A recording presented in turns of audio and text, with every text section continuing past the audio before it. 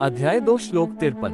जब तुम्हारी बुद्धि का वेदों के अलंकारमयी भागों के प्रति आकर्षण समाप्त हो जाए और वह दिव्य चेतना में स्थिर हो जाए, तब तुम पूर्ण योग की उच्च अवस्था का प्राप्त कर लोगे।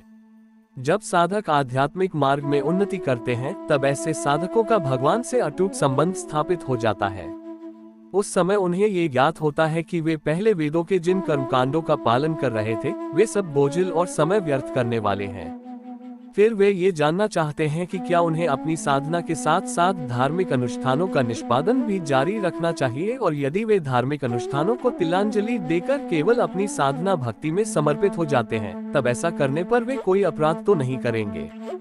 ऐसे लोग अपने संदेह का उत्तर इस श्लोक में पा सकते हैं। श्री कृष्ण कहते हैं कि वेदों के अलंकारमयी खंडों के प्रति आकर्षित हुए बिना साधना भक्ति में स्थिर होना कोई अपराध नहीं है, अपितु यह उच्चतम आध्यात्मिक चेतना की अवस्था है।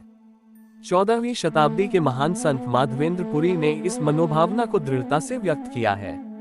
वह वैदिक ब्राह्मण थे और धार्मिक विधियों का पालन करने में अत्यंत व्यस्त रहते थे, लेकिन जब उन्होंने संन्यास ग्रहण किया तब वे पूर्ण रूप से श्री कृष्ण की भक्ति में तल्लीन हो गए।